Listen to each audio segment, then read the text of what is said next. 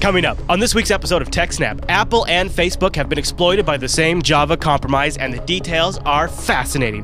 Plus, we'll tell you what happens when punkbuster services go offline, leaving online gamers stranded. And then it's our thorough look at a report claiming the Chinese military is responsible for hacking hundreds of companies. Then it's a big batch of your questions and our answers. All that and a heck of a lot more on this week's episode of TechSNAP.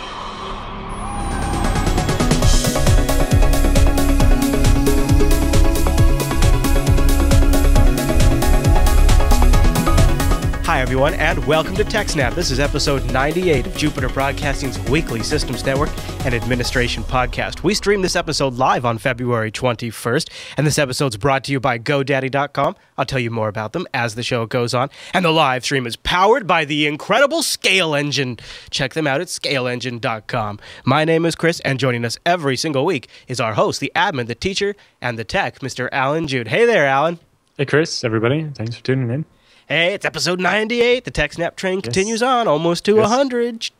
Almost there. We have a big show, huge show. Yeah. You did a lot of writing, and this week... Yep, I got up early and kept writing and then writing some more. This week, the stories have been rolling in, and I watched some of this for Unfiltered, and I cannot believe some of the details here. I actually got a chance to read the report that you're going to be covering too. Yeah. The whole thing? Yeah. Oh, I didn't even have time to go through all 60 pages. Well, I used to write those. So for me, I was very impressed by it, just in terms of like it's a top dollar report that whoever writes those makes some money. And so I was just I was impressed by it just from that aspect as well as the content. So I was sort of motivated to get through the whole thing. But huge show, and we have some pretty big questions that I think people have. Based on a lot of the other questions we've been receiving lately, I think it'll answer a few questions that other folks out there in the audience have. So, Alan, why don't we start with our first story this week? What do you say? Okay, so the first story was that Oracle has released another Java critical patch update. Okay. So we talked about the other week how Oracle released Java 7 Update 13 almost 3 weeks earlier than planned, right? It was supposed to come out February 19th, and it came out February 1st.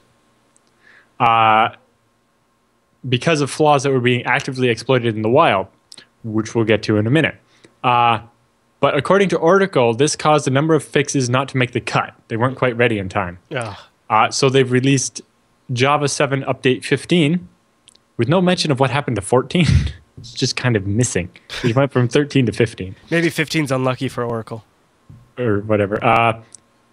Anyway, 14. So on the originally scheduled date of February 19th, they released another update. This update includes fixes for 5 vulnerabilities, 3 of which have a CVSS score of 10 out of 10. Oh. Which is how important of a fix it is, or how bad the vulnerability is. Yeah. If you remember last time, in Update 13, there were like 50 some odd vulnerabilities, and more than half of them were 10 out of 10. In this case, 5 vulnerabilities, 3 of which are 10 out of 10. So still keeping with that trend of more than half the vulnerabilities being, the highest possible criticality. Mm-hmm. But the patch notes are up there. So make sure you have Java 7 Update 15 or newer. Otherwise, boy, the heat sure is turned up on Oracle these days, isn't it? Yep. It's good to see them being able to come up with a patch that quickly again. Although maybe it just means that they were slow and couldn't get it all out in one patch. But the heat is on for them. They're getting watched. We would like to see more out-of-band patching just to fix these issues as quickly as possible. Yeah. I didn't have time, but we should maybe we can follow up next week and check with Security Explorations whether these remaining vulnerabilities solve everything that they found, or if there's still stuff outstanding that researchers have told Oracle about and they haven't been able to fix yet. And we'll also see in a week or two whether they actually solve the vulnerabilities or just put in a workaround that stops the currently known exploit from working, like they did last time. But the core issue might still be there. Right, yeah. One of the times, the attackers just had to find a different way of getting at it, and they could exploit it again because the fix, if we just put this much bigger duct tape right here and this wire over here, that'd be fine. then, They'll well, hold it was together. more like, the vulnerability is that, if you, the lock on the door is broken. So by putting some duct tape to hold the door closed, it stopped the door from swinging open wildly. But if you push on it, the door still opens. Right. Or something like that. Yeah, something like that. All right, so there you go, folks. Fire up your patchers and get yourself a new version of that there Java. So that way you don't end up like the folks in our next story. Yes. So this story, I was watching the news and they said a byte was taken out of the Apple. So this affected both Facebook and Apple, I guess, right? Those are just the biggest two. It actually affected a lot of people. Okay. So basically, a watering hole attack was successfully executed against Facebook, Apple, and a lot of other mobile developers. So basically, there's this website called iPhone Dev SDK. And it's basically a vBulletin forum where people that are building apps for iOS and other phones talk about stuff, right? And it's where if you're a developer and you're stuck, you go to get help or whatever. Things like that. Yeah. Well, some attacker compromised the forum and made it inject HTML into the pages when logged in users visited the site. So developers that make mobile apps at Facebook and Apple and other companies and little independent developers, when they went to the site, this HTML would be spit at them and it would cause a Java exploit to run. It was actually a 0-day Java exploit, one of the ones that was patched in that Java 7 Update 13, which may explain why Oracle was in such a big hurry to release that patch. Right? It wasn't that random desktop users were being infected. It was that employees at Facebook and Apple's were having their computers infected with this exploit. Right. At their business partners. Yeah. The exploit used separate payloads to compromise different machines. So it actually managed to compromise Windows machines and Mac OS machines. So unlike some other Java exploits, this one, based on the fact that it's an iPhone dev forum, there's a high probability that most of the users there are using a Mac or a MacBook, like a laptop in particular. So they had exploit code that would infect a Mac as well. And so the way the article's written is they make it sound like they specifically were targeting Facebook. It says Facebook was targeted by sophisticated hackers, but it was really a watering hole where it was all mobile phone developers were targeted by a sophisticated attack. It's interesting how the media has played to. So I had one report where I talked about where they said they took a bite out of Apple, and the way they explained it was Apple was targeted by sophisticated hackers, and then they said the same thing about Facebook, and then they even tied it in with Chinese hackers, but none of that's actually true. Right. This was targeted at all mobile phone developers, although it may, they may have wanted to get, if you're throwing this malware out there and you see a bunch of different computers pop up as infected, if you see ones from Apple and Facebook, you're probably going to go focus on them rather than the one from some indie developer who doesn't have an app that anybody uses. Definitely brings in the headlines, brings in the clicks. Yeah. The fancy artwork that you can do for the blog post almost makes itself.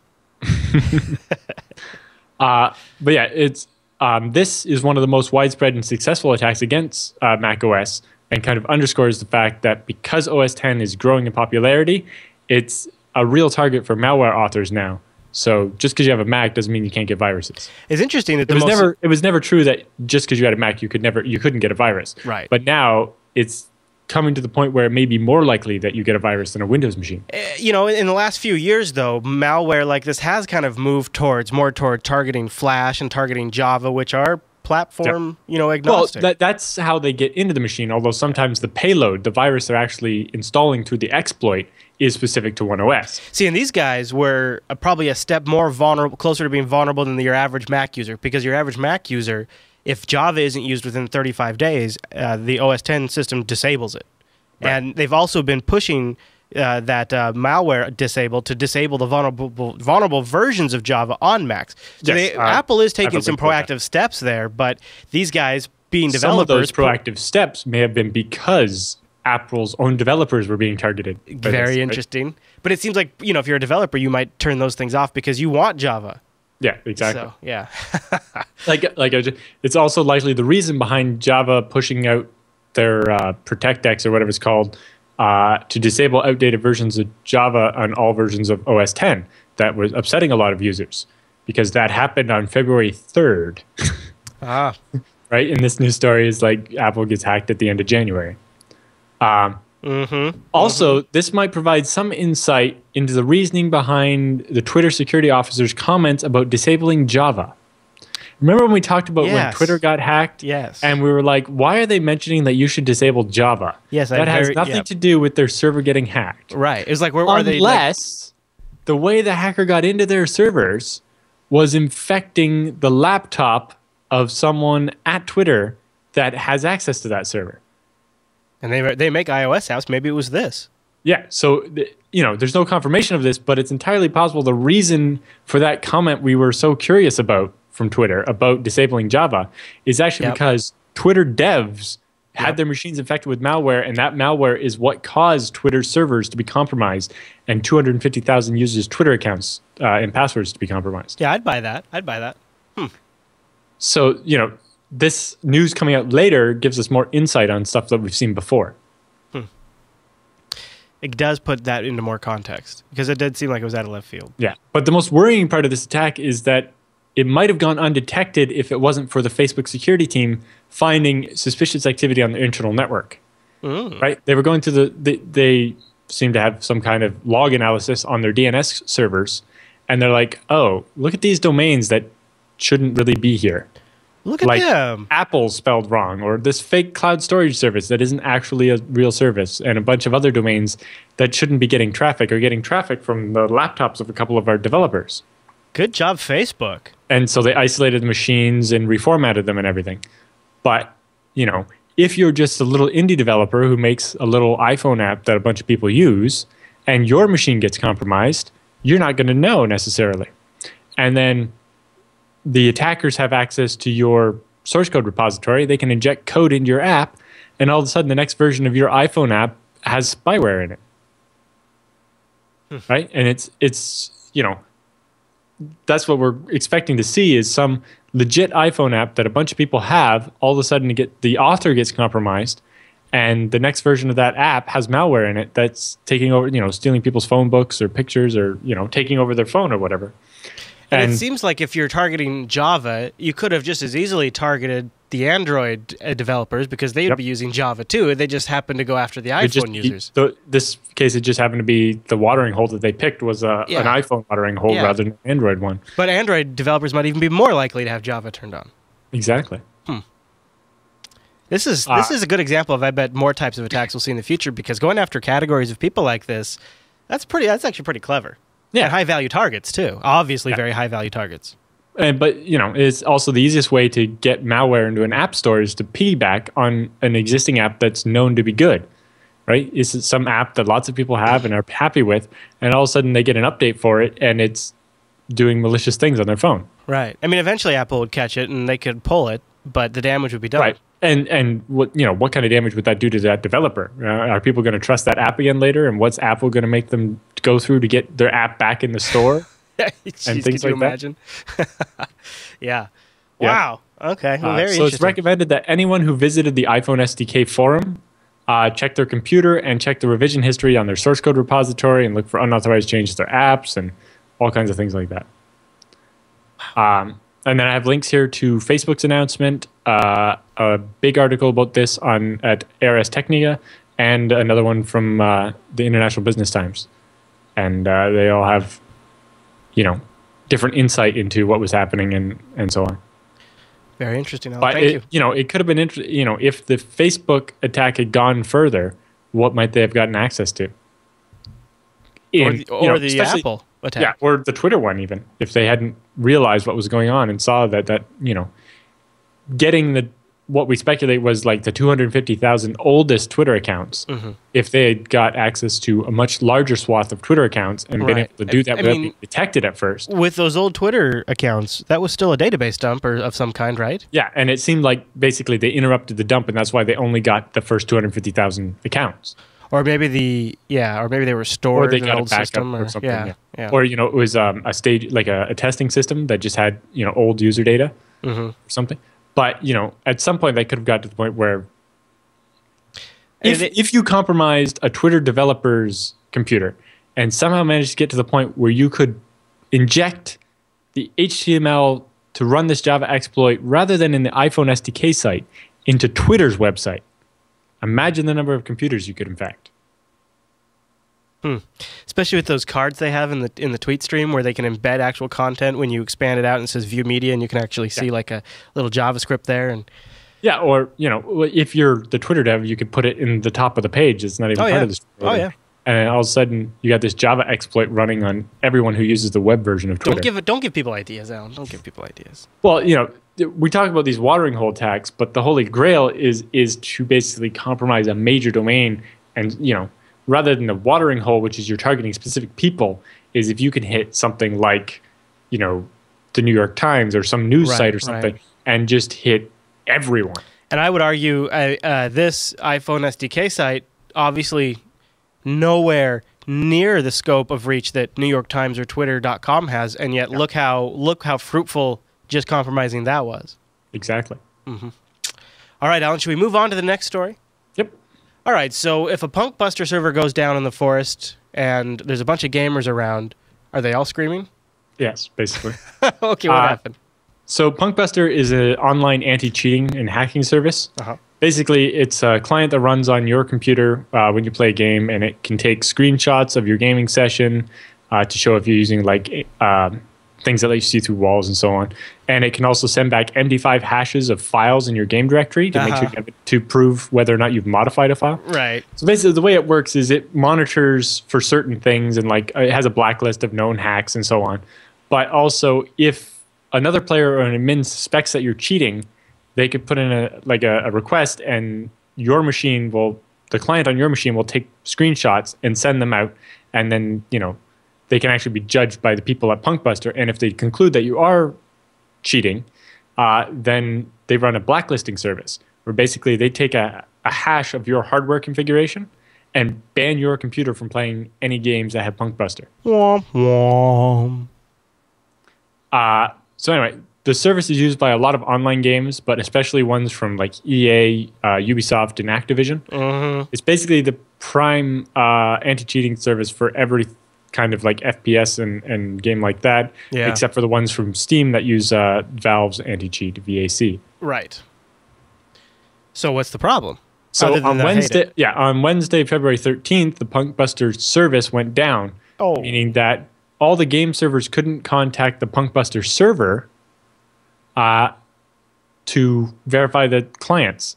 And so the servers were refusing to allow any clients to connect. Oh, sucky. So for more than 100 online games, every game server that has Punkbuster enabled, which is most of them because any official or ranked servers are required to run Punkbuster, and most server admins run it because it keeps people from cheating on your server, that means that all those servers wouldn't allow any users to connect. And I hate it when a DRM system interrupts a good game out. This one technically isn't DRM, right? It's not stopping you from having a pirated copy of the game. Right. It's just a modified copy of the game.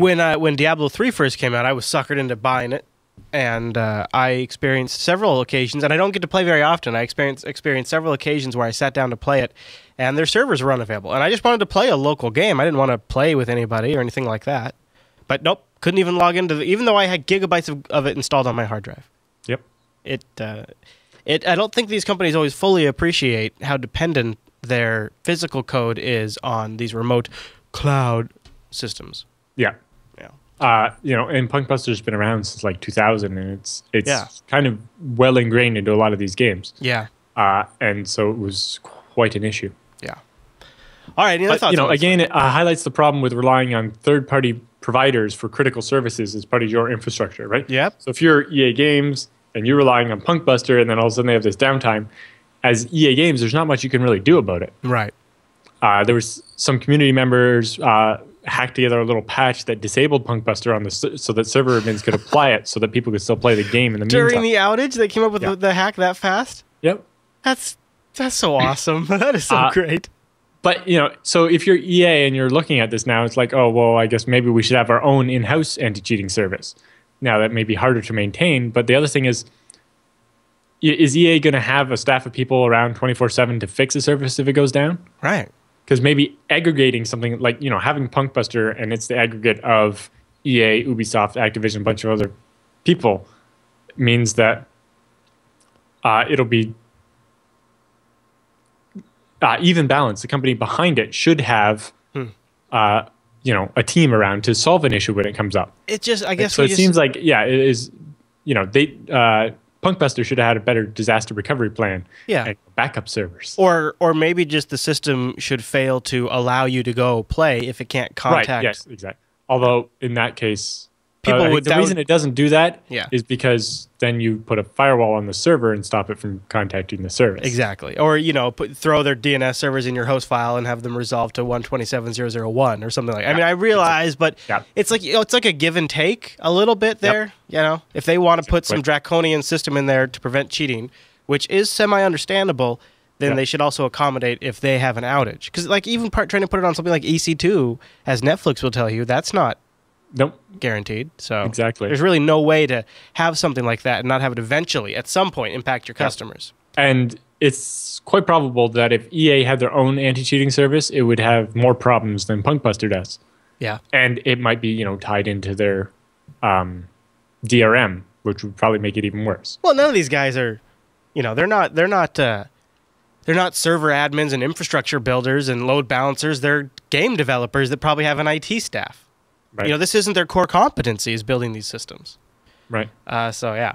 And like you said, anything they build on their own would be worse because they wouldn't be their core competency. It'd take them forever to figure out how to actually make it work right. Yep. And the customer would suffer in the meantime. So there's really just no great answer here other than people don't cheat and they don't have a Punkbuster system. Yeah, well, or, Punkbuster's kind of a monopoly almost at the moment as well. There's no other service that does something like that. Right.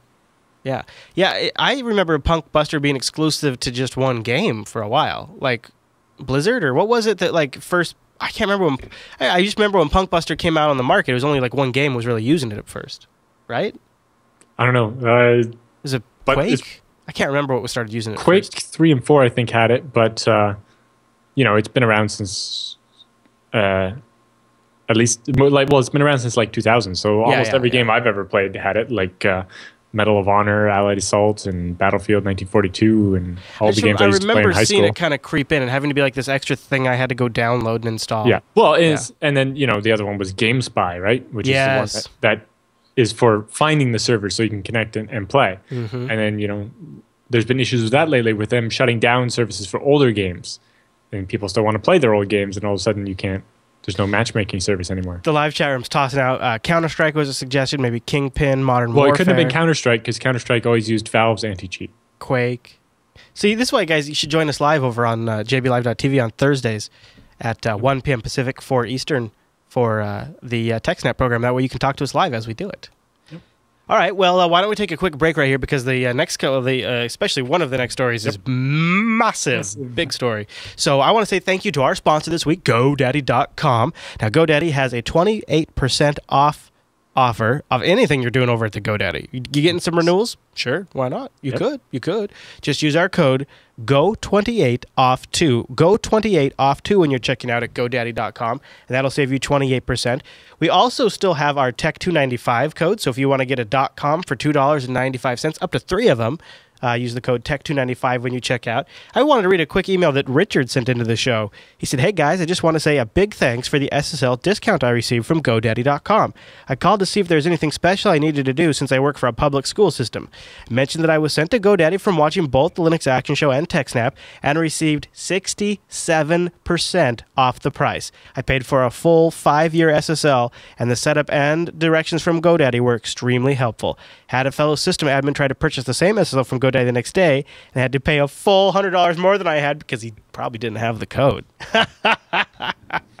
Well, Richard, thanks for sending that in. I love it when you guys tell us how you use those codes. Email those to techsnap@jupiterbroadcasting.com. And thank you to GoDaddy for the longtime support of the TechSNAP program. And don't forget, when you're over at GoDaddy, use our promo code GO28 off too to save 28%, or Tech295 to get up to 3 .coms for $2.95. Yep. I don't know what that is in Canadian, but I think it's still a good deal. Right? It's like less than $3. So it's a great deal. Depends what day of the week it is, whether it's more or less than the U.S. currency. All right, fair enough. Well, Alan, we were just recently talking about Apple and iOS developers. This next story brings us right back to that topic, doesn't it? Yep.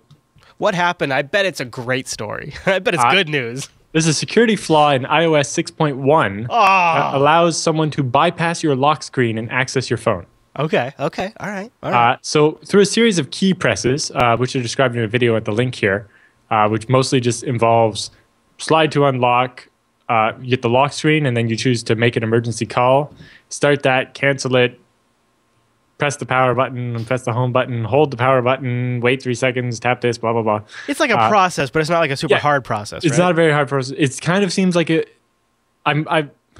almost seems like it was a debugging feature, except for it doesn't quite give you full access, so I think it's just a flaw. I think they've had this problem once before or something like it. Probably. They had a lock bypass problem in the past. Yeah. It's just, because of the steps in the process, it kind of seems like a debugging thing that was left in by accident. Okay. But at the same time, it doesn't just log you in normally. It only gives you access to some information. So it doesn't seem like it could be the debugging thing. But you get contacts and you get the dialer. Yes. So basically, an unauthorized user can get into your phone to make calls, so they can call other people, and have it show up as coming from you or something like that. They can access your voicemail because of that. They can view and edit your contacts. And then by attempting to add or change a photo to a contact, they can browse through all the other photos in your album on the phone. I like Project Morse's conspiracy that it's a secret FBI, like how they used to have old game codes. If you knew the right key combos, this is like the FBI combo, so that way they can get into your contacts and your emails. Because I guess there's If it was that, it would probably give you full access to the phone. Because right now it doesn't let you read text messages. He's still working on the theory. Like He's still working on it. But it doesn't allow you to read text messages or emails yet. And if it was a backdoor, it would.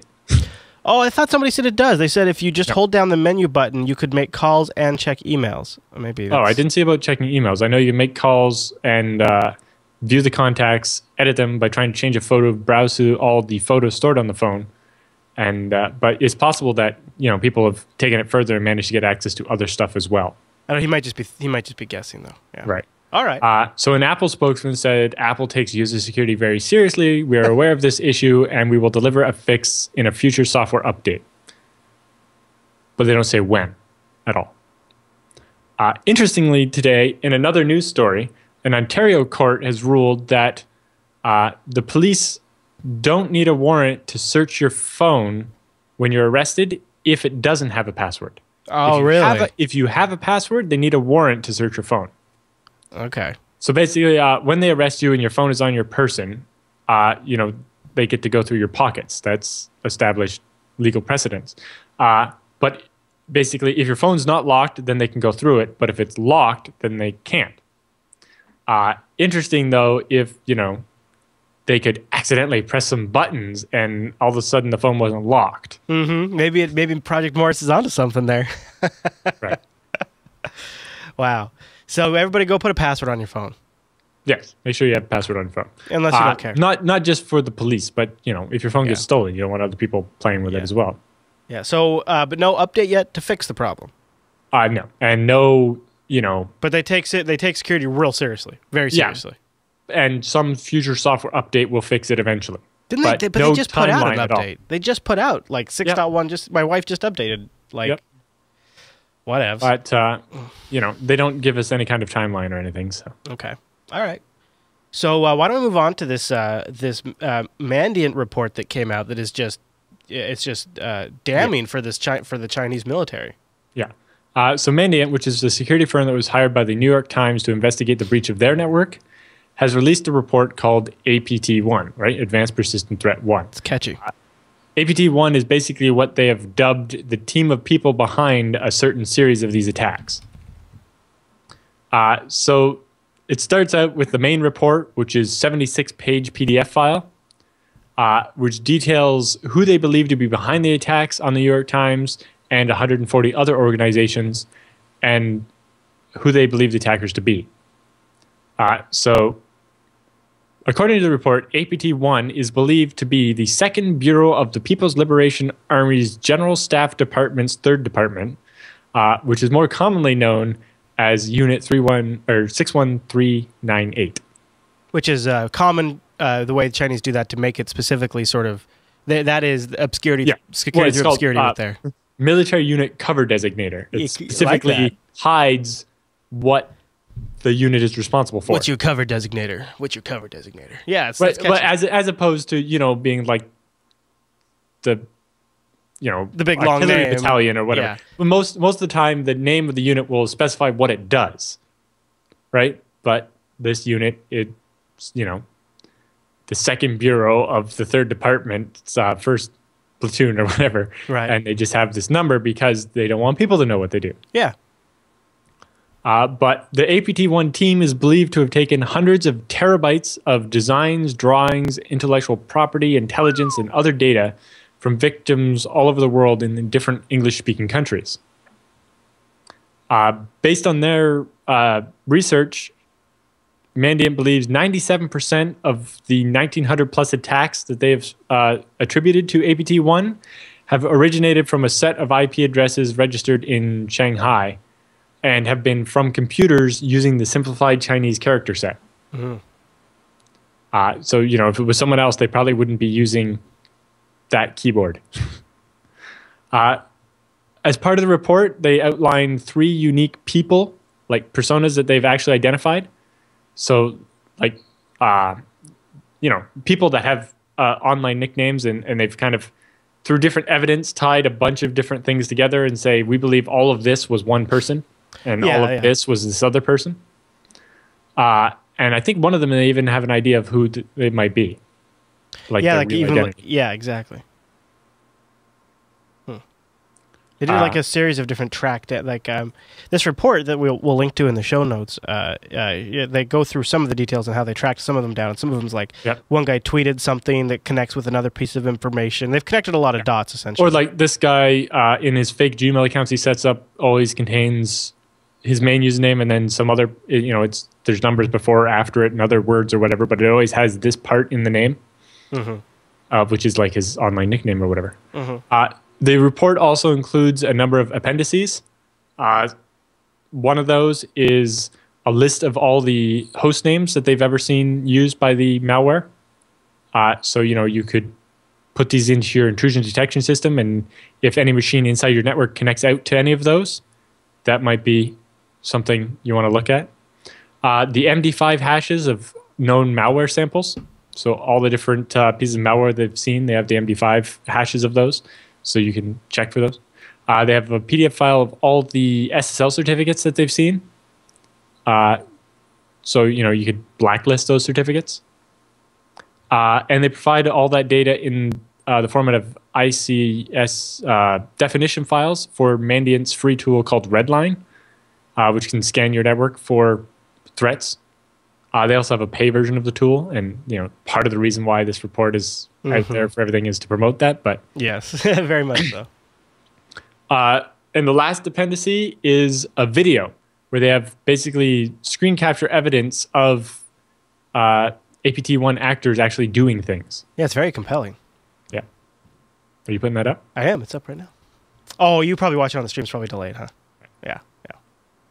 A lot of this. So I don't know. This is not really a big deal at all. But I did some digging into this for last night's Unfiltered show, and I actually know one of their board of directors members because I worked for a company that he's still on the board of directors for that did security audits. So I've met him, and I've met a couple other people that work at this company. I'm not positive, but I think I know a couple of people from this company. So I watched the story with some particular interest because of some of the. Not only just am I familiar with that line of work a little bit, but I'm also just kind of familiar with a couple of the people involved. And, you know, I watched them go around to the different media outlets, and they brought their report with them, and they definitely, you know, were talking about their cybersecurity services. Now, am I correct? These are also the guys, did you already mention they worked with the New York Times, too? Yes, they were the firm the New York Times hired to investigate the breach of their network. Yeah.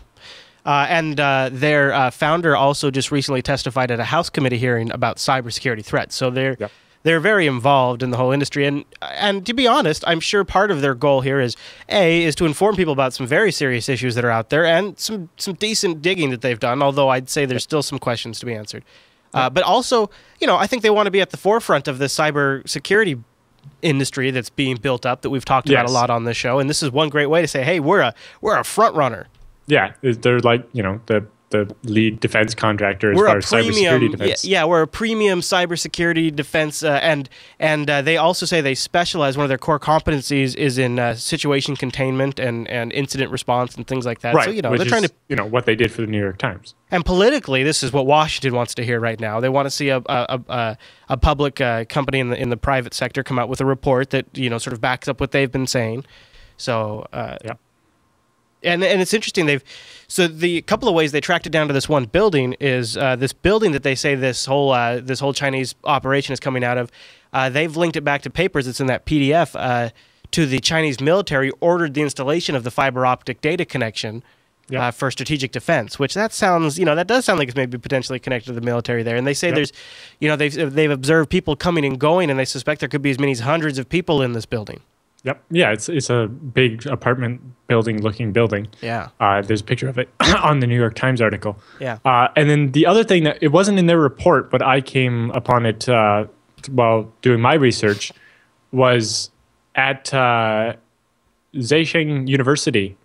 On their website, they have a recruiting poster for the PLA unit 61398. Oh, no kidding. And it's actually still up there. It's from 2004. But it's still up there. And holy crap. The China Digital Times has translated it into English, and it basically says, the graduate school has received notice that Unit 61398 of China's People Liberation Army seeks to recruit 2003 class computer science graduate students. Students who sign the service contract will receive 5,000 yuan per year National Defense Scholarship. After graduation, student will work in the same field within the PLA. If you're interested, contact teacher Peng. Wow. Okay, so there, you know, also one of the things that Mandiant found was job postings online too that sort of pointed back to work that would be at that building. So that was another indicator they had was job postings, which is, I think, you know, I basically what Mandiant did is they took 3 or 4 very strong indicators backed up with some physical observations and to kind of pinpoint to this building, and then when like the BBC and CNN went to approach this building, they're actually chased off by Chinese authorities. So that also kind of indicates it's being protected it is a military installation, but yeah. And you know, like in that video that you're showing from Mandiant there, that, you know, basically they had some honeypots set up, and they actually have basically video evidence of the people. I think in the one video, it's actually one of the people they identified in the report, the Dota or whatever his name is. Dota. And it's actually, you know, video of him FTPing the virus off their internal server to the machine and setting up Ghost Rat, which is a remote administration tool to take over a machine, and like infecting a machine and remote controlling it. This is really something. So they're capturing like his RDP session. So this hacker has gained access. You know, this is a hack, like that Facebook and Apple iPhone SDK thing. This is a hack. There's somebody's hacking. What they would do is they would use that Java exploit to install the rat thing on your laptop, and then they could remote control it like this. I wonder if Mandiant is doing like a remote RDP shadow session to capture this, because they're getting the actual RDP session somehow. I think what they do, this is a honey trap. Basically, they set their server up so it would get exploited. Or, you know, when they went into New York Times, remember, they didn't just shut everything off right away. So what they did is they knew that this machine at the New York Times was being compromised by people from this unit, right? So they set it up to record all the traffic going into it. And then they could see this, right? See what was being done. Right. And just to answer questions in the chat room, this is actually a Windows 7 box, but in the terminal services mode, a lot of times people put it in classic to save bandwidth. They're like, well, this is like an XP machine. But no, this is a more modern system. It looks like Windows 2000, but it's actually newer. Yeah. It's just when you remote desktop in, you're not actually... one of the reasons why remote desktop is so much faster than something like VNC is because rather than getting sent JPEG images of what's on the screen, you're getting sent like the Windows GUI, GDI API of how to draw what was on the screen. Yeah. So one of the options in your RDP client is to not transfer the theme. So even though you're connecting to a machine that has a theme, you get the Windows Classic view of the same windows. Yep. And so that's what you're seeing here. Yeah. And to the reverse side, starting like with what? Was it Vista or Windows 7, I know, and on, if you have a Windows 7 RDP client, you can actually get full arrow acceleration in your RDP session. So it's actually very cool. RDP is pretty slick. And on a separate note, I'm not sure what they were doing to capture those RDP sessions or whatever, but one of the companies that sponsored EuroBSDCon is called Wheel Systems. They build a machine that companies use to monitor contractors. So you install this machine and basically it allows you to monitor incoming SSH and RDP sessions and record them so that you can audit what your contractors are doing to your machines. Yikes. What I think is funny is Mandy had actually caught this Chinese guy once he got on the system, he just logged into his Gmail account. Got into his personal Gmail account. The one there was, but one of the things was, what they caught him doing was bouncing off a US IP, signing up for a new Gmail account, except for when it asked for the phone number for the verification, he put in his Chinese phone number and then immediately verified that, meaning he must have had that phone in his hand to be able to get the code. And look at this. This is really interesting. Gmail has set off the little warning at the top. It says, "We believe your account was recently accessed from China," and gives the China IP because isn't that funny? Yeah, basically when it sees someone trying to log in from China in an account that was set up in the US, they're like, "Hey, that's probably not legitimate." Yeah. And actually, we have a story in the roundup about Google's efforts to detect things like that. So one of the things that's interesting, and I think is a little shady, is the New York Times, as I was just showing here on the screen. They obviously contracted with Mandiant to investigate the New York Times hacking, and Mandiant observed it for a period of time. Then the New York Times, this is what they say, fired them, ran the report, and is now going to rehire them. Like, what's the point of that? Like, why not just make a disclaimer? Yeah, we use their service. It was just kind of like this weird, like, we fired them, we wrote this report, and we think we'll work with them again in the future kind of statement. It was very odd. I didn't actually read into the New York Times side of it very much. But I guess, yes, if they're going to post a report about it to avoid a conflict of interest, and like, I don't know. I figured we would talk about this on TechSNAP, so I took a look at the political and media angle on this story in last night's Unfilter and played some clips from Mandiant's CEO, Kevin Mandiant is his name, and also like one of their other board of directors and stuff. Lots of different interesting stuff, and then we went from there and kind of.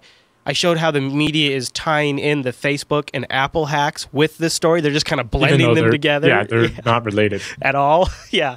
So for a little different angle on this, folks can go check out episode 38 of Unfilter. Right, because most of these attacks we're seeing from APT1 or whatever are politically motivated, right? They're trying to get intelligence and some business data, but these are all mostly what they're calling economic espionage.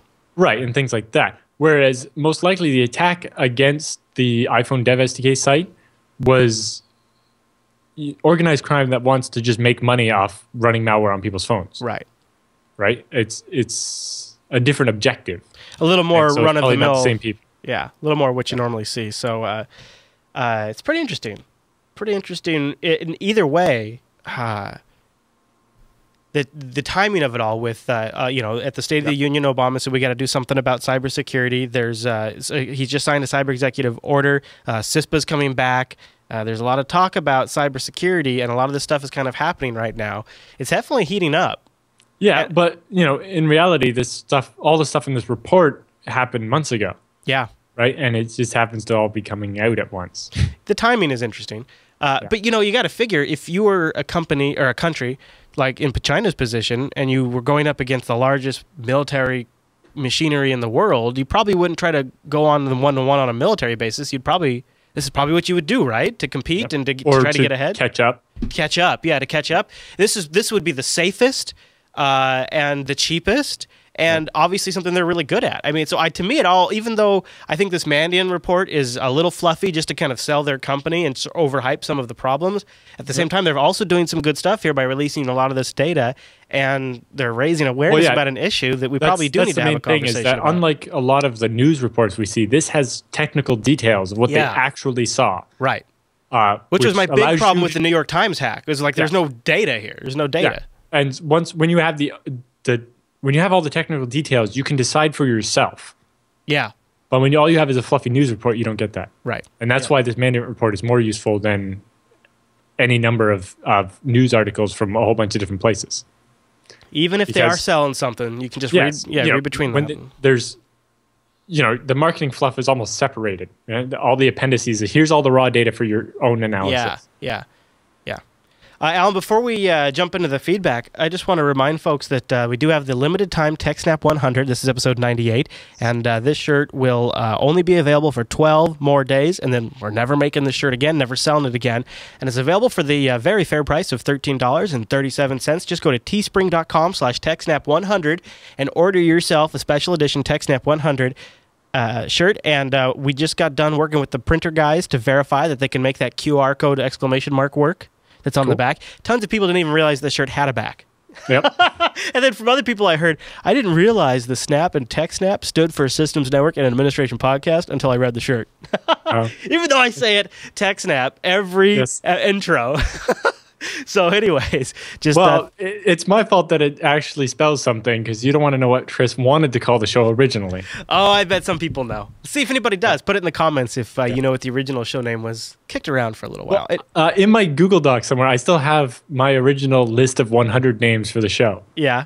That I wrote while in transit one time. You and I are just not very good at names. I mean, like, I know people, like, they come up with, like, the best names for stuff, like, on the spot. But you and I, like, that's why It took, like, a year to come up with Scale Engine. That's a great name, though. That's a great name. It is. Yeah. But it took a year of thinking. See, that's why we got to have the people make title suggestions, because otherwise... Yes, exactly. Yeah. So anyways, go to teespring.com/TechSNAP100 to get that limited shirt for 12 more days.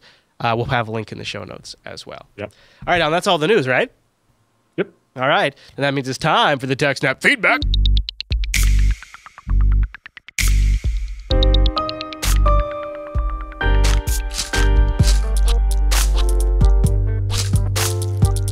Thanks for sending your emails to TechSNAP@JupiterBroadcasting.com, or popping that contact link at the top of our website, or starting a thread in our subreddit over at links.techsnap.tv. That's what it is.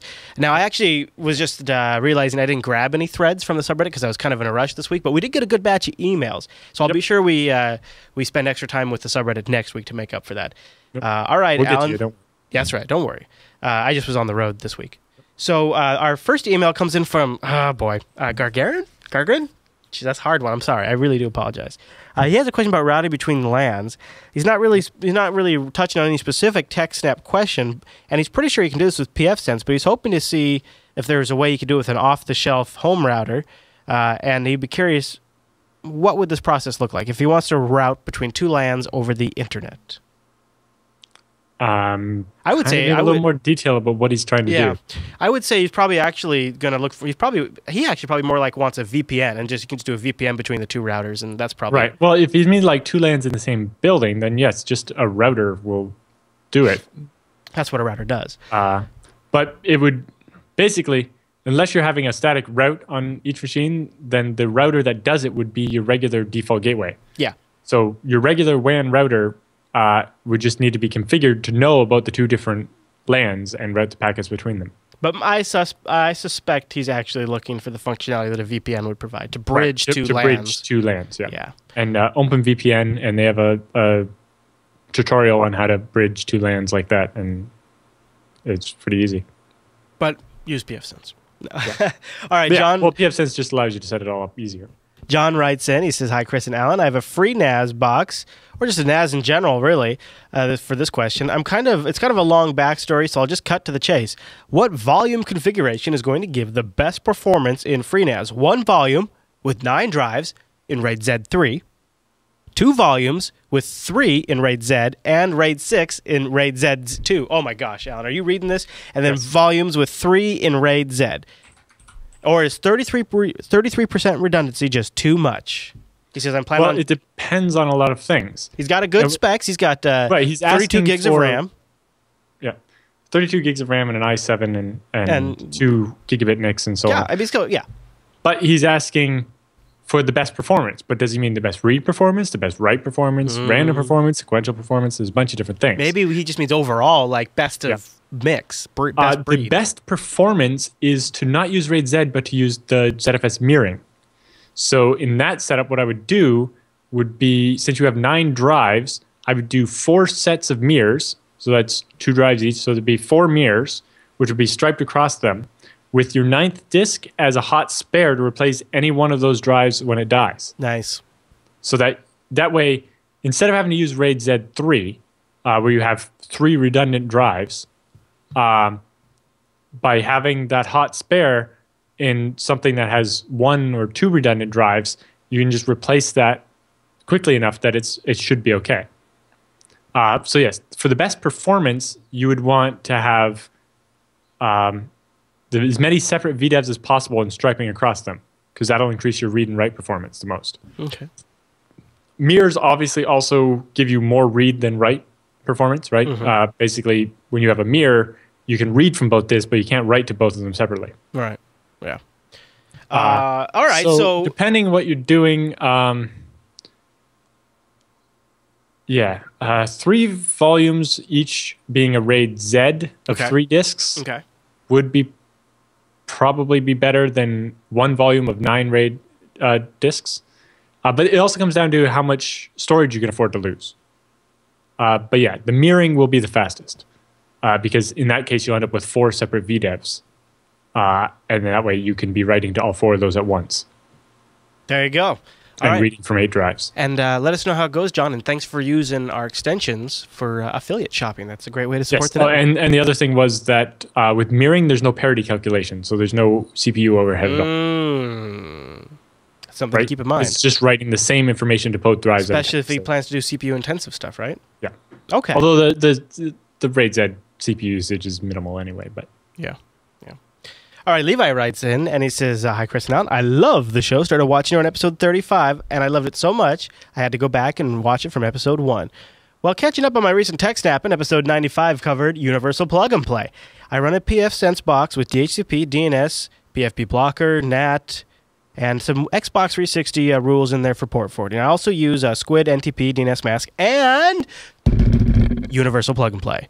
Now, here's the problem. With Universal Plug and Play on pfSense, with that turned off, I am no longer able to use my Xbox 360 headset and microphone online. The audio from my friends' talking sounds like it's some kind of scrambled encryption. Once Universal Plug and Play is enabled on pfSense, everything works great again. Because of this, I have to keep Universal Plug and Play on for the Xbox. My pfSense does face the internet. Are pfSense boxes targets for this type of vulnerability? Do I need to turn Universal Plug and Play off and just to tell my friends to F off? Thanks. And he says, by the way, his wife and him watched the faux show together. They used to be Food Network fans, and now they're JB fans. What do you think, Alan? Well, I'm pretty sure the pfSense config doesn't expose the UPnP to the internet side. And that's one of the critical things, is as long as the attacker cannot connect to the UPnP service from your internet side, then it's less of a chance of it being vulnerable. You know, there's still the chance that someone can jump on your Wi-Fi and do something malicious with the UPnP, but right. But they have to be on a lot lower risk. They got to be on the LAN. Yeah.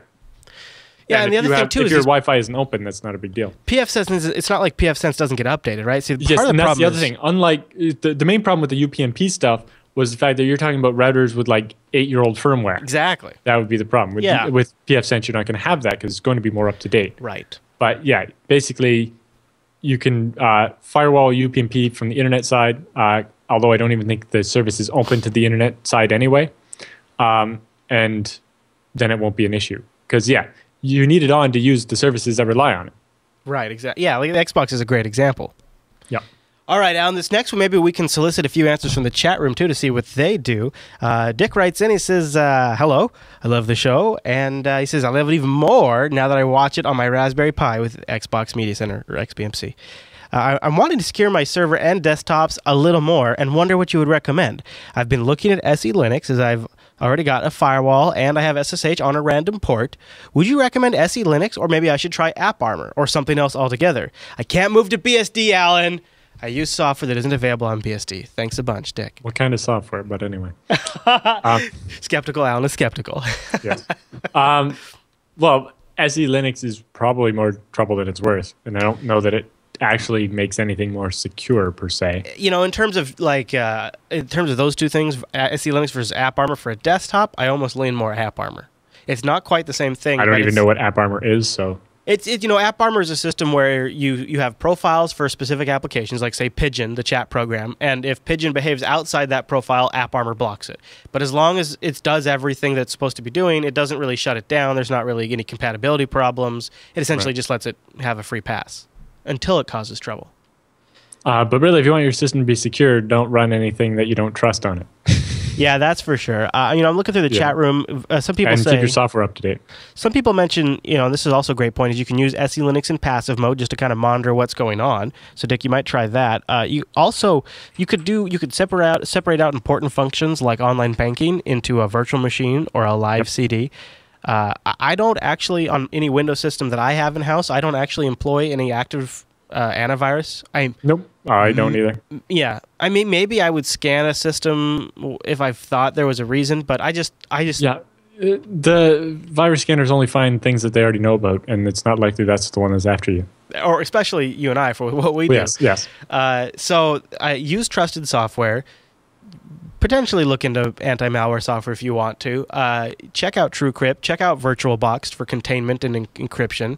Yeah. I think you're probably safe right there, especially... But security isn't a software you install on your computer. It's your mindset and your practices. And if he's already randomizing his SSH port, he's got the right mindset. Well, no. Randomizing the SSH port does not provide any security at all. Right, That's actually a roundup story. I mean, he's being he's thinking about, he's proactively thinking about security. Instead of randomizing the port, maybe disable password authentication altogether and only use keys, or set up fail to ban or deny host to block attacks rather than just relying on using a random port, because that doesn't provide any extra security. But my point there is that he's probably... It's about the mindset, right? He's probably he's thinking about this stuff a lot more than an average user is. So he's already ahead of the pack. It doesn't help. Right. But he's already ahead of the pack than over your average user. So he just has to refine it now and, maybe do some... I would be curious why he did the randomized port thing. Maybe just to avoid port scans? I don't... Well, it's to avoid the bots, but the bots scan and look for random ports now. So yeah. All right, Dick. Because people that use a random port are more likely not to have set up something like fail to ban to block attacks. If you want to expand a little more on that, Dick, you can go over to our subreddit, links.techsnap.tv, and start a thread. Or you can find the feedback entry we'll have for this episode. I usually start one in there, and you can toss it right in there. All right, Alan. Our next email. This one's kind of a follow-up that Tushar has. He says... I mentioned something about this the other week, and he didn't quite understand. Yeah, in 97, Alan mentioned that SSL can be used to identify the client's identity as well. Could you elaborate on that?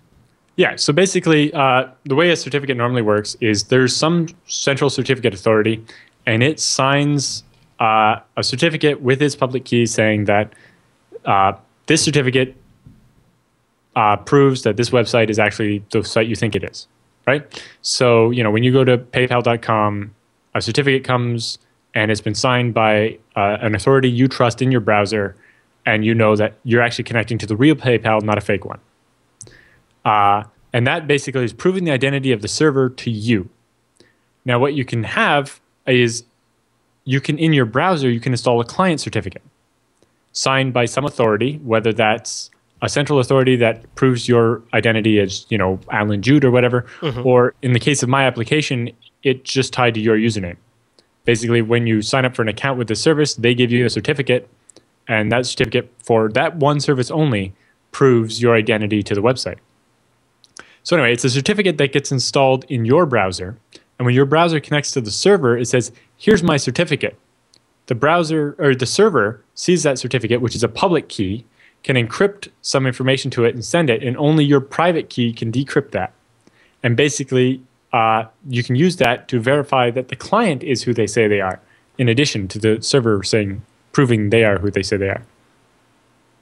And OpenVPN can use this as well for authentication. You can have a server certificate, and then each client has a certificate to prove who the client is instead of a password. But yeah, the billing system at Scale Engine uses this for employees, mostly because it allows us to avoid the timeout issue. Basically, by having this certificate installed in my browser, protected by a password in the browser side, when I open up the billing system and start editing a client and then walk away and come back an hour later, if I was using regular web service, I'd be logged out. Right? When I hit submit, my change would be lost because, because SSL happens at a lower layer in the OSI model. What happens is the certificate happens, my application logs me back in, and then my post happens. So basically it allows me to stay logged in forever by actually revalidating me every 15 minutes from the certificate.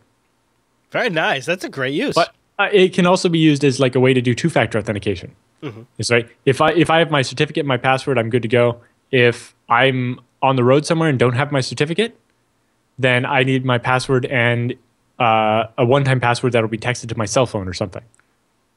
Right? It allows you to have an easy way to keep the system, getting a code off your phone every time you want to log into a service from your main computer can be a pain. Yeah.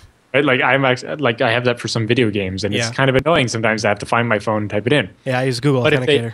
Right, but if it was more adaptive, where it's like, oh, we know for sure this is your computer, so we don't need to identify you necessarily.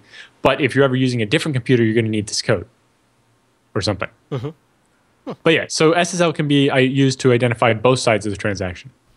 Very cool, and thanks to Shar for sending that in. My certificate is encrypted with a password, so I have to type in a password to decrypt my certificate before it can be used. Right. But it's still my responsibility to secure that certificate, just like I have to secure my SSH keys. Yeah. Yep. Because if someone stole my SSH key and I didn't have it encrypted, then they could gain access to all of my machines. And SSL happens to have a slightly more elegant system for revoking a certificate in that case than SSH does. Yeah. Well, yeah. Yeah. Okay.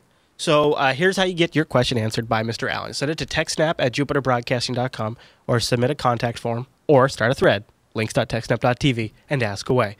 And we'll try to answer it on the next show for episode 99. Pretty cool. Yep. All right, Alan, with the feedback all done, that means it's time for the TechSNAP Roundup.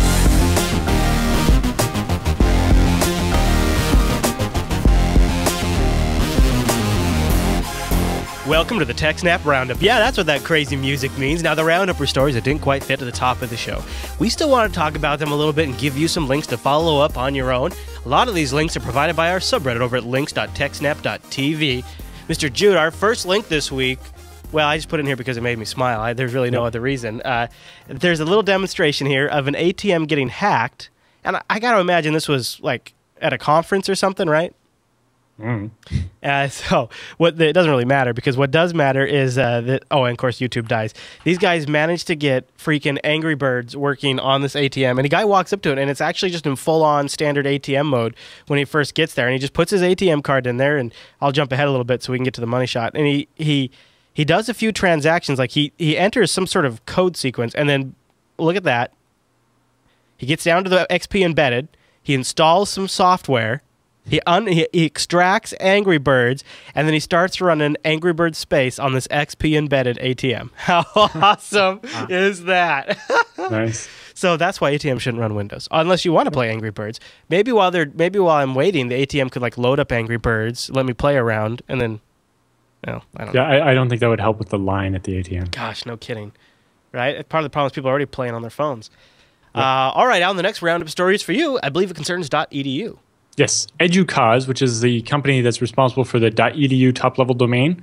So they decide who gets a .edu and give them out and manage them. Well, their servers got hacked, and so they had to reset the passwords for everybody that has an account at EduCause, but also all the accounts that manage .edu top-level domains. It'll be interesting to see if any .edus get stolen as a result of this. But the biggest part of the announcement is that their announcement email that they sent out to the 7,000 registered users of Educause looked like a phishing scam and included links to websites that weren't Educause.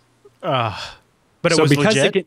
It was a legit announcement about how you need to reset your password, but it had a bunch of links that weren't to the right site and a bunch of other telltales that made it look like a phishing scam rather than an official email. Way to go, guys. Yeah. At least people are paying attention and being skeptical. Yeah. That's yes, good. People are so skeptical that they didn't believe the announcement. Mostly because when an email has links to something other than the site it's supposed to be from, or especially when it looks like a link to the site and it's not, those are telltale signs that it's phishing. Yeah. That's a bit of a communications backfire there. Yeah. Well, that's what happens when you have people that don't know about computers writing the emails. I see. Yeah. Okay. It's like when the person that's writing the email announcement is the type of person that would fall for a phishing scam or doesn't know what one is.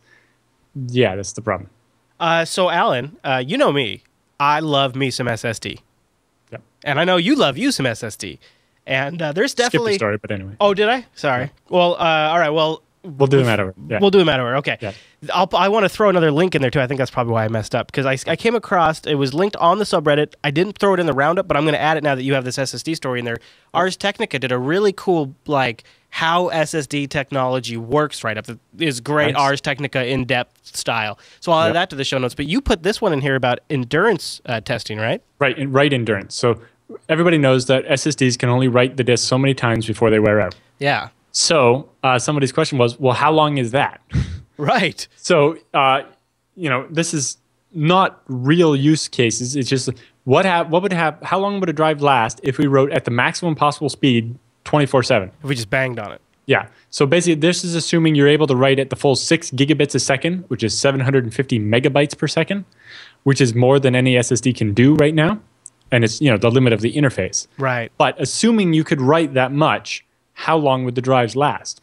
So for drives that that can do 100,000 writes, then it comes down to the size of the disk, right? Because you can only write so many gigs per second. Mm-hmm. But a 32 gigabyte drive would start to wear out after 43 days if you were writing 750 megabytes a second constantly. Wow, okay. That's only a 32 gig drive. You would be writing the whole drive every day almost, right? Yeah.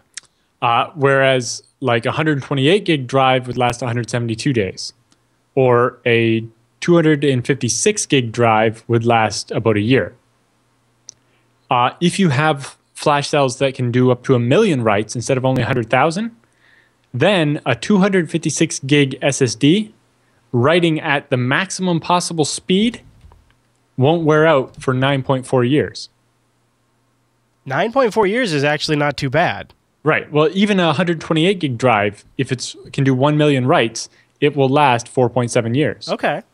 This gives me a little more confidence because I have a couple of the 32 gig SLCs that are good for 1 million writes. Yeah. And they're, even at the 6 gigabits a second max speed, they'll last over a year. Now, mine are older, so they'll only do a max of 3 gigabits. And they're not under full load all the time. It's just a database. Right. So they should last 2 or 3 years, and they're not going to die tomorrow on me. It's interesting, though, because I think, just in this room, I have some drives that are 4 or 5 years old that have been running behind me for... SSDs? No, just spinning drives. But that's the level of expectation that I've now come to expect from a desktop class drive. Yep. But basically, it depends whether you're buying the ones that are good for 100,000 writes or 1 million writes.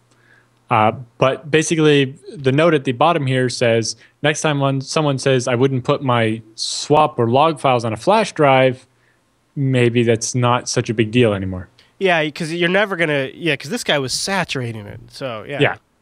Yeah. Well, these are all that theoretical. Makes me feel better. Yeah. These are all theoretical. He didn't actually run the test because it would take 9.4 years. But right. But it does actually make me feel a little bit better. Yeah. All right, so I believe our next story was supposed to be this Netcraft story, right? Somebody in the chat room was just asking, how do they know how many writes the SSD is supposed to be good for? If you go to the manufacturer's website, they'll have a spec sheet that has information like that. And the article here talks a bit about that as well, how to find that information, and also the math behind his stuff, so that you could adjust it for maybe if you know that your workload on like a database or if you're doing it SSD in like a video security system, where it's recording a fixed bit rate 24/7, you'll be able to predict exactly what it should do. Yeah. We'll have links to that study in the show notes in the roundup section. All right, should we talk about this Netcraft story? Yes. Phishing by proxy, Alan. Yes. So Netcraft detected a spike in proxy auto configuration attacks, which basically it's a little option in Internet Explorer where you can have Internet Explorer figure out what the proxy configuration on your LAN should be. Yeah, the automatic detect setting. Yeah. And so basically, this set of attacks is using JavaScript to inject into that and basically tricking your browser into using a proxy, but only for certain websites like your bank or your webmail. So that their proxy can intercept and, say, strip the SSL out and get your username and password for your Hotmail or your Gmail or whatever, and for your bank, but not affect your regular traffic, so that their servers don't have to handle your full internet. Or so you don't notice that when you look up what is my IP address, it's some server in Brazil or something. Practical purposes, I sat down to work on that computer and I go to a site, I wouldn't notice it because it's not going to be happening unless I went to your bank site. Exactly. That's interesting. I mean, little jerks. Yep. Gosh. But all right. As far as I can tell, it shouldn't affect anybody that's using not Internet Explorer. So don't use Internet Explorer. Our next story comes from a blog that is inconsistently insightful, according to its author. And he says the tragedy of the WebKit Commons. Yes. So the big news was that Opera is moving away from their own engine to using WebKit for their browser. And this guy, who's one of the main developers behind jQuery, hopes that means that Opera will start fixing some of the outstanding bugs in WebKit. Because there are, Opera's first commit to WebKit was to fix a 5.5-year-old bug. Oh, that's a bit of a statement, isn't it? Because Google and Apple seem to be more interested in new features and not fixing. So, as part of the de-bloating the newer version of jQuery, removing all the hacks to make it work in Internet Explorer 6, 7, and 8, they found that now the biggest offender to not doing what you're supposed to do is actually WebKit. Have you seen the rate at which Chrome iterates? It is amazing, but they really are just cramming the features in there. Yeah, and it seems not so much the bug fixes. Yeah. But even when they are fixing the bugs, the problem is there's a lot of things that use very old versions of WebKit. Like separate apps that don't get updated. Or mobile devices, right? Yeah. And, a lot of apps and things built into mobile devices and so on are just using like smart TVs and stuff have WebKit-based browsers, and if they're old, it just causes issues. Yeah. Wow. So we have another link in here about Opera moving to WebKit too, right? Do we want? That is that one. Okay. Story. All right. So this next story, this is a huge roundup. It's so big it threw my Chrome totally out of whack. Big roundup. I might have missed a bracket somewhere. It's okay. Top U.S. stealth jet has talked. Okay, hold on. Top U.S. stealth jet has to talk to Allied planes over unsecured radio. Yeah, I got it. So the U.S. F-22 Raptors basically can't communicate with Allied planes. The F-22 has a system and is able to receive data via Link 16, which is communication, data link, and radar sharing. Yeah. So it allows, the idea with the data link is that the radars in fighter planes, during the Cold War in like the 70s, the fighter airplane radar was easy to detect. So when to avoid detection, the airplanes would fly in with the radar off, and they would use like a standoff radar. Like it's called an AWACS, early one. It basically is a giant 747 with a radar dish on top. Oh yeah, I've seen that. And they would transmit their radar data to the fighter planes, so that the fighters wouldn't have to use their radar, so they wouldn't be detected. So they could sneak up on somebody and shoot them. And now the planes have their own radars that are harder to detect, but your coverage with your radar is only right in front of you, right? So if you're with a squadron of other planes and you can share your data between them, you can see what the other guys can see. Right. Link them up. Yeah, the F-22s can receive but cannot transmit this Link 16 protocol because their radios are not as good enough or something. They're old. Well, like they don't update them or whatever? the thing is, a lot of older U.S. planes have been updated, but the F-22s, for some reason, can't take the new system. Oh, okay. Or something. And it's not that new of a system. They have their own thing that's different, basically. So they can receive data via Link 16, but they have their own system that only works with other F-22s. It's just incompatible with what the rest of NATO uses. Wow. There's also speculation that this fact that they couldn't communicate properly is the reason why F-22s weren't used in Libya. You know, that's why, Canada brought their CF-18s and so on. They had to work with other NATO air forces. Yeah. And the F-22 can.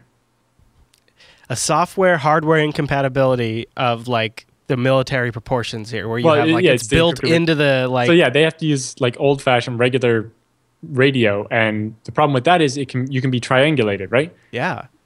You can detect radio signals, and if you have detection from 2 or 3 points, then you can triangulate it.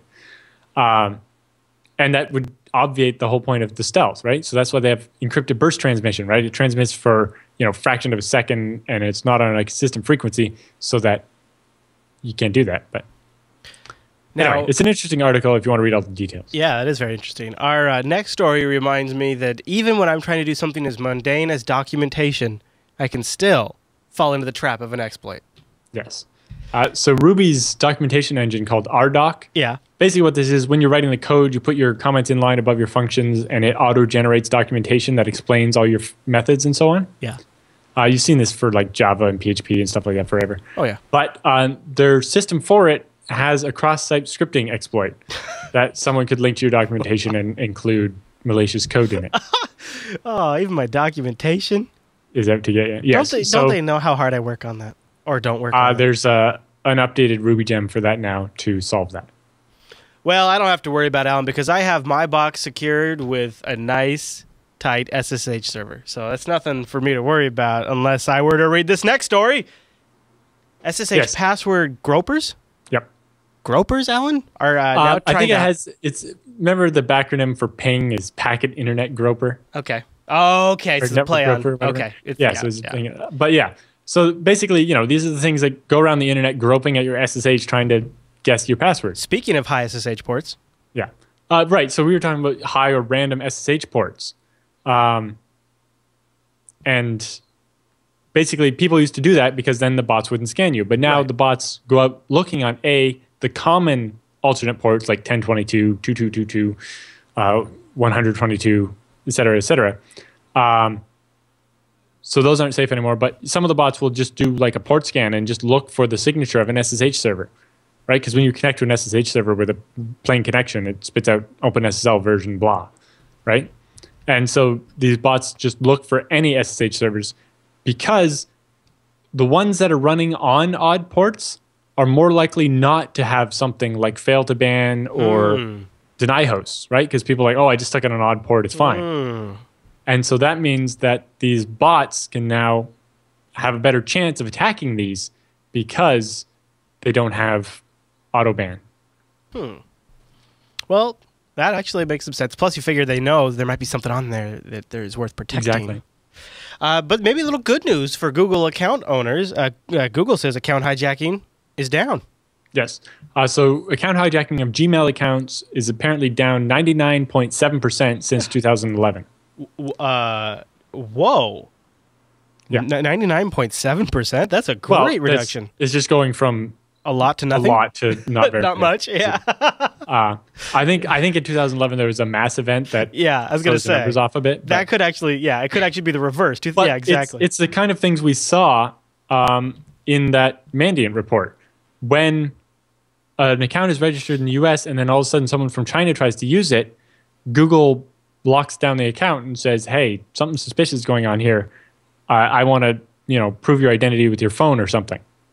Right. And they're much better at that now. Yeah. And so basically the link here goes into some of the details of how they avoid annoying the user by doing it all the time, but avoid compromising the account by doing it whenever they see something suspicious. And apparently they have over 100 different indicators. And when enough of them go off, they say, hey, this looks like it might not be legit. Let's do some extra checking. Whether that's just adding a CAPTCHA or if it's, doing the verification through your cell phone or Google Authenticator and so on. Good for them. Yep. Very good. All right. Well, I'm going to set aside my my Samsung Galaxy Nexus with Ubuntu because I know that if I truly want security, the only solution for me is a BlackBerry product. Unless you can prove me wrong with this next story, Alan. So BlackBerry's done a vulnerability announcement. Apparently, specially crafted .tiff files can result in a remote code execution on the phone. A TIFF file?